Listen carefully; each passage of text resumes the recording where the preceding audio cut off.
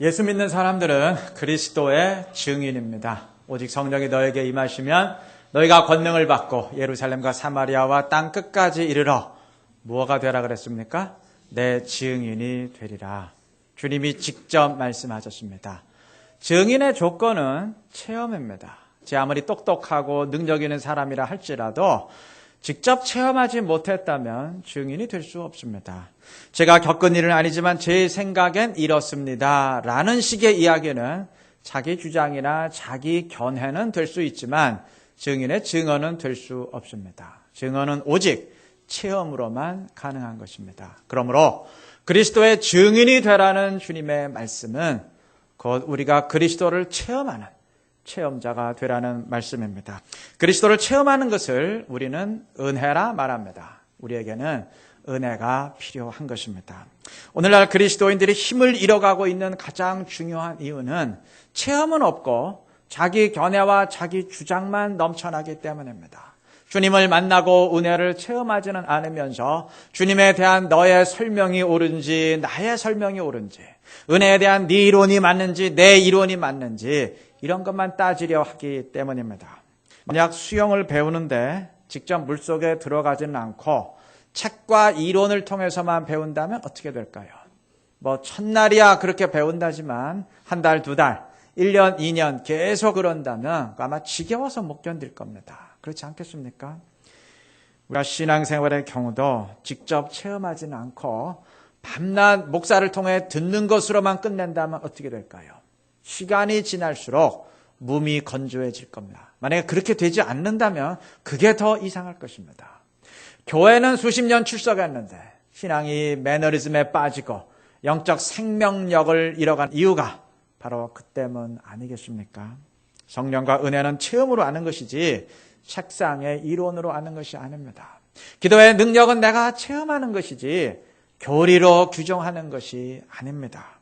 물론 이 말은 체험만 있으면 된다. 그 말은 절대 아닙니다. 우리가 말씀을 체계적으로 배우고 익히고 아는 일이 반드시 필요합니다. 그러나 말씀을 배우고 알되 그 말씀의 주인 되시는 주님을 체험하고 그래서 그 말씀이 내 삶에 살아 역사하는 것을 체험하는 것이 꼭 필요한 것입니다.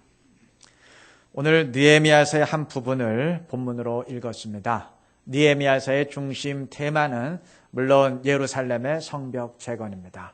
유대 백성들은 지금까지 그 숱한 어려움을 다 극복하고 성벽 재건을 드디어 완성했습니다. 오늘 본문은 이렇게 성벽 재건을 다 마친 다음에 백성들이 수문 앞 광장에 모여서 영적 부흥 운동을 전개하고 있는 모습입니다.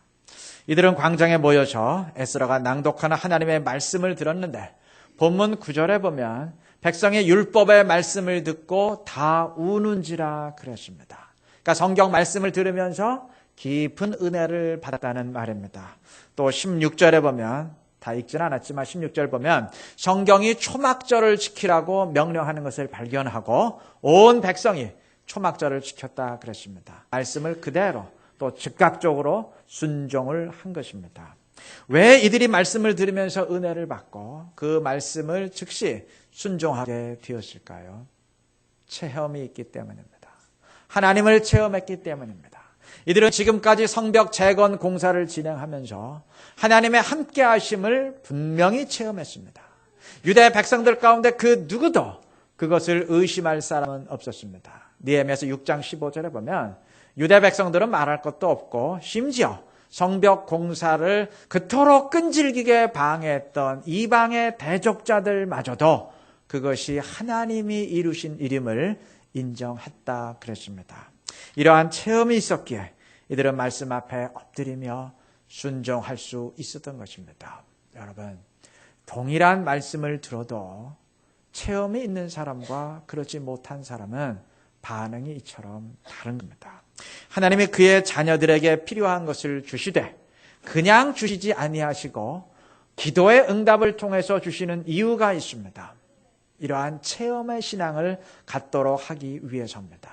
만약 하나님이 그냥 허락하시면 저절로 된 것으로 착각할 수 있지만 그러나 기도의 응답을 통해 주심으로 이것은 하나님이 하신 일이다.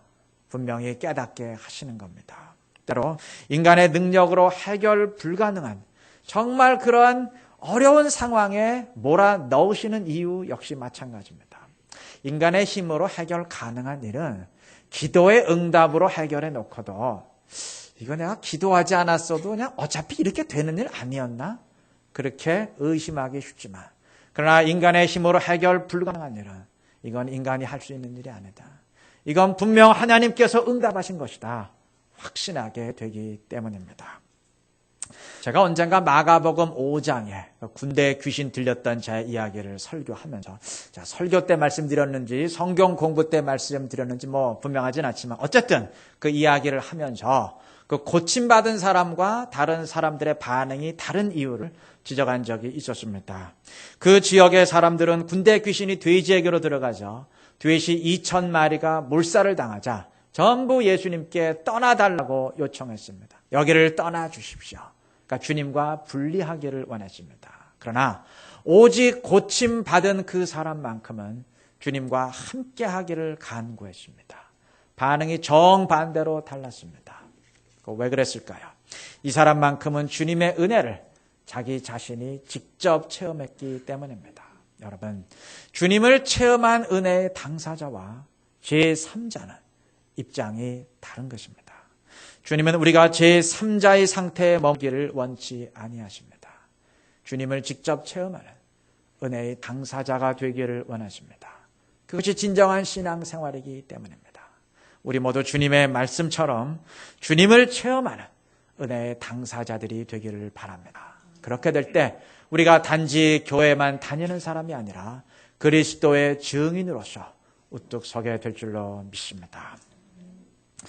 지금까지 주님을 체험하자, 다시 말하면 은혜를 누리자 말씀을 드렸는데 그것이 뭘 의미하는지 좀 설명을 드리겠습니다. 우린 다 예수 믿는 사람들인데 예수 믿는 이유를 한마디로 말한다면 예수 믿고 구원받기 위해서입니다. 구원이란 인간의 처음 상태로 회복되는 것을 말합니다. 하나님이 인간을 처음 창조하실 때 인간에겐 죽음과 병도 없었고 고통, 번민, 슬픔, 갈등 이러한 것들이 전혀 없었습니다. 무엇보다 중요한 것은 우리가 하나님을 직접 대면하며 대화할 수 있는 존재였습니다. 이러한 완전한 상태를 영생이라 말합니다. 그런데 지금 우리 인간은 이렇지 못하죠. 그렇지 못하죠. 그 이유가 뭘까요? 그 이유는 죄 때문입니다. 인류 최초의 인간 아담이 죄를 범했기 때문에 영생의 존재에서 지금과 같은 존재로 바뀌게 되었습니다. 그래서 그의 후손 역시 그러한 존재로 태어나게 된 것입니다. 마치 돼지가 새끼를 낳으면 돼지를 낳고 그 돼지가 자라서 또 새끼를 낳아도 역시 돼지를 낳는 것처럼 아담의 후손 역시 계속 아담처럼 영생을 잃어버린 존재로 태어나게 된 것입니다. 이러한 지금의 인간을 죄인이라 부릅니다. 죄 때문에 이렇게 되었기 때문에 죄인이라 부르는 것입니다. 구원이란 이러한 죄인의 상태를 벗어나서 처음과 같은 영생의 존재로 회복되는 것입니다. 이것을 위해 필요한 일이 죄의 문제를 해결하는 것입니다. 세상의 모든 문제는 그 문제를 일으킨 원인을 제거해야 해결이 되지 않습니까? 인간의 경우도 영생을 잃어버리고 지금처럼 된 이유가 죄 때문이기에 그 죄의 문제를 해결해야 영생을 회복하게 되는 것입니다. 자, 그러면 어떻게 이 죄 문제를 해결하느냐? 예수님의 피를 통해서입니다. 예수님이 십자가에서 흘린 피가 내 죄를 제거하는 피임을 믿고 받아들이면 내 죄의 문제가 해결됩니다. 그래서 영생을 회복하게 되는 겁니다. 어떻게 그런가요? 하나님이 그렇게 원리를 정하셨습니다. 그러니까 예수 믿고 구원받는다, 예수 믿고 영생 얻는다는 말이 바로 이러한 의미입니다. 물론 우리 구원받은 사람도 여전히 병들고 죽고 또 고민거리가 있습니다. 성령을 통해서 하나님을 체험하지만 하나님을 직접 대면하지는 못합니다. 왜냐하면 아직 영생의 보장을 받은 상태이지 영생이 시작되고 완성된 것은 아니기 때문입니다. 예를 들어서 이번 주 목요일 날 이제 고3 학생들 수능 시험을 치는데 이제 고3 학생이 대학에 합격했어요. 그러면 대학생 신분은 보장이 된 것이죠. 그러나 아직 입학식을 안 했다면 대학 생활이 시작된 것은 아닙니다. 우리 역시 구원은 보장받았지만 아직 영생이 시작되지는 않았습니다. 그럼 언제 그러한 영생의 존재로 완전히 바뀌게 되느냐? 주님이 우리를 천국에 들여보내실 때, 그때 처음의 상태로 완전히 회복될 것입니다. 자, 그런데 제가 여기서 하고 싶은 얘기는, 그러면 그때까지 그리스도인의 삶의 의미는 무엇이냐는 겁니다. 그러니까 단지 대기 상태로서의 의미만 지니나요? 아닙니다. 물론 이 땅의 삶이 대기 상태이긴 하지만 그러면서도, 대기하면서도 그 영생을 미리 예고편으로 체험하는 것입니다. 주님을 체험한다는 말, 은혜를 누린다는 말이 바로 이것을 의미합니다. 주님은 이 땅에 계실 때 많은 병자를 고치시며 살리셨고, 그 외 여러 모양으로 고통과 번민 가운데 있는 자들의 문제를 해결해 주셨습니다. 그것은 주님이 단지 그들을 불쌍히 여기시고 사랑을 베푸셨다는 의미가 아닙니다. 주님은 그것을 통해서 병도 없고 죽음도 없고 고통과 번민이 없는 그 영생의 현실을 체험시켜 주신 것입니다. 영생이 죄의 문제 해결과 같은 말이니까 죄의 관점에서 말한다면 주님은 죄의 문제 때문에 인간에게 생겨난 병, 죽음, 고민, 슬픔, 갈등, 그러한 죄의 증상들을 제거해 주심을 통해서 그가 죄의 문제를 해결하는 분이심을 보여주신 겁니다. 그리고 주님은 또한 죄인이라 멸시받던 사람들과 만나시고 대면하심을 통해서 죄의 문제를 해결하고 하나님과 직접 대면하는 그 영생의 현실을 체험시켜 주신 겁니다. 물론 주님은 이 땅을 떠나셨습니다. 더 이상 주님은 이곳에 계시지 않습니다. 그러나 주님은 그의 성령을 보내셔서 이 땅에서 하셨던 일들을 지금도 그대로 하십니다. 그래서 성령의 능력으로 병자를 일으키시고 악한 영을 쫓아내시고 고통과 번민 가운데 있는 자들의 삶을 바꾸심으로 오늘도 역사하시는 겁니다.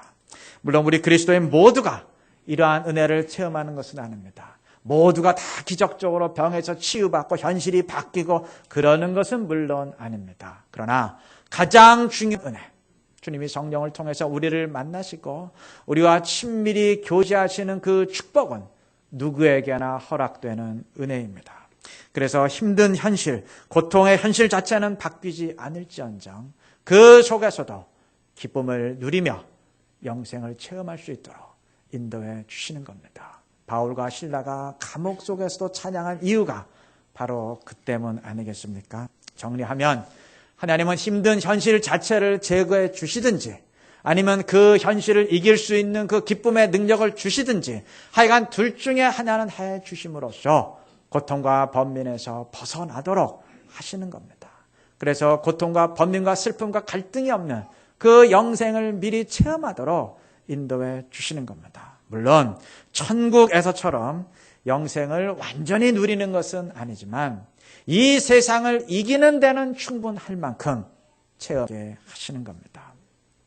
주님, 우리 모두가 이렇게 되기를 원하십니다. 성경이 아무 일에도 염려하지 말라, 항상 기뻐하라 반복하는 것은 단지 세상을 살되 힘을 내라는 그런 격려의 메시지가 아닙니다. 영생을 미리 체험하고 죄의 문제를 해결한 사람의 특권을 누리라는 말입니다. 그래서 주님은 우리에게 기도하라 말씀하십니다. 기도는 주님과의 대화 아닙니까? 그리고 이 기도를 통해서 주님과 대화하고 친밀히 교제함으로써 영생을 누리라는 말입니다. 바로 이것이 신앙생활의 정의입니다. 상식적으로 생각해도 그렇지 않습니까? 아니, 영생을 받았다는데 영생을 잃어버린 그 상태에 계속 짓눌려 산다면 그게 무슨 영생을 받은 것이겠습니까?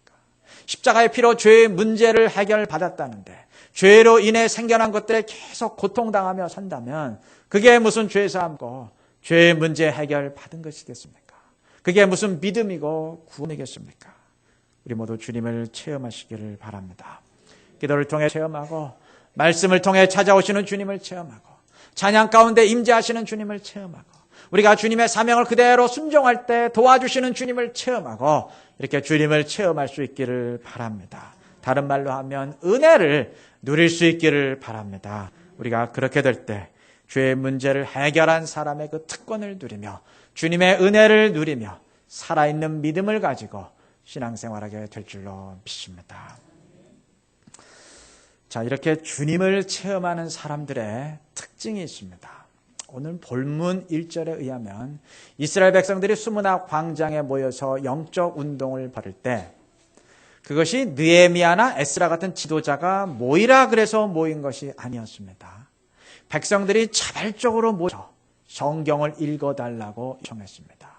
오늘 8장 읽었는데 9장에 보면 이러한 영적 부흥 운동이 또 한 번 열려요. 그런데 9장 1절의 내용을 보면 그건 역시 지도자들이 소집해서 모인 것이 아니고 백성들이 자발적으로 모여서 시작한 것임을 알게 됩니다. 주님을 체험하는 사람들의 특징이 바로 이러합니다. 주님을 체험하는 사람은, 다시 말하면 은혜를 누리는 사람은 모이라 모이라 하기에 모이고 이거 해라 저거 해라 다그치기에 하지 않습니다. 언제나 자발적으로 합니다. 여러분, 은혜가 임하면 모이지 말라 그래도 모이고 기도하지 말라 그래도 기도하게 돼 있습니다. 순종하라고 말하지 않아도 순종하게 됩니다.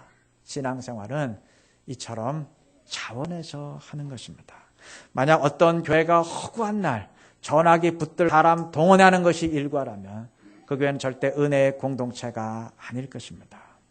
요즘 새벽기도 시간에 갈라디아서를 한 절씩 읽고 있는데 갈라디아서는 율법의 규정에 얽매여서 신앙생활하는 사람들을 종의 멍에를 맨 노예라 말하고 그러한 속박에서 벗어난 사람을 자유한 자라 말합니다. 그러니까 종과 자유한 자를 대조하고 있습니다. 그런데 이렇게 자유한 우리들은 속박과 의무에서 벗어났다고 해서 이제 제멋대로 살아가는 것이 아니고 성령에 이끌리기 때문에 오히려 더 신실하게 주님을 섬기게 된다고 말합니다. 다시 말하면 억지로 굴종하는 것이 아니고 마음에서 우러나와서 기쁨으로 순종하게 된다는 겁니다. 여러분, 굴종과 순종은 다르죠. 우리는 굴종하는 사람들이 아니고 은혜로 기쁨으로 순종하는 사람들입니다. 세상에서도 그렇게 말하죠. 천재는 노력하는 사람 당할 수 없고 노력하는 사람은 즐겁게 하는 사람을 당할 수 없다고. 사람을 움직이는 최선의 방법은 당근과 채찍에 의한 것이 아니라 마음을 움직이는 것인데 그러한 마음의 움직임은 자발적 감동에 의해 일어나는 것 아니겠습니까? 세상이 많이 강조하는 것을 성경은 이미 수천 년 전부터 우리에게 말씀해 주셨습니다. 신앙생활은 즐겁게 그리고 자발적 감동에 의해 하는 겁니다. 세상 사는 것도 피곤하기 짝이 없는데 이거 교회까지 들어와가지고 신앙생활까지 이래라 저래라 다그침을 받으면서 한다면 얼마나 비참하고 짜증나는 일이겠습니까? 좀 웃고 계시지만 이러한 교회가 많습니다. 여러분, 은혜의 기쁨에 의해 신앙생활을 하면서 그것으로 인해서 피곤한 생활까지 이기며 승리하는 것, 그게 진짜 신앙생활 아니겠습니까? 우리 모두 주님을 체험하시기를 바랍니다. 주님과 함께 하시기를 바랍니다. 그래서 개인적으로도 영생의 기쁨을 누리고 교회적으로도 다그치고 끌려가는 그런 짜증나는 교회, 3류, 4류 교회가 아니라 은혜와 기쁨이 넘쳐나는 자발적인 공동체를 이루게 되기를 바랍니다. 말씀을 맺겠습니다. 다산 정야경은 목민심서에서 이러한 속담을 인용합니다. 유언비어는 보리 뿌리가 거두어간다. 무슨 말이냐 하면 보리가 익어가고 먹을 것이 생기게 되면 가난 때문에 생겨났던 그 헛소문들은 다 저절로 사라지게 된다는 겁니다. 그러니 그 유언비어 떠돈다고 민감하게 반응하고 대처하지 말고 그냥 그대로 두라는 겁니다. 그 대신 꼭 할 일이 있는데 어떻게 하든지 백성들이 먹고 살 수 있도록 만들어 주라는 겁니다. 그러면 해결된다는 겁니다. 그것이 가장 최선의 방책이라는 겁니다. 문제의 원을 제대로 보라는 말이겠죠.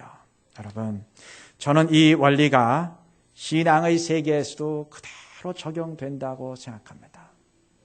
교인들이 신앙생활에 열정을 품지 못한다면, 교회가 전혀 변화하지 못하고 부흥하지 못하고 있다면, 교회가 어떠니 누가 어떠니 불편한 말이 쏟아지고 있다면 그것을 해결하는 방법은 제도와 규정에 의해 속박하는 것이 아닙니다.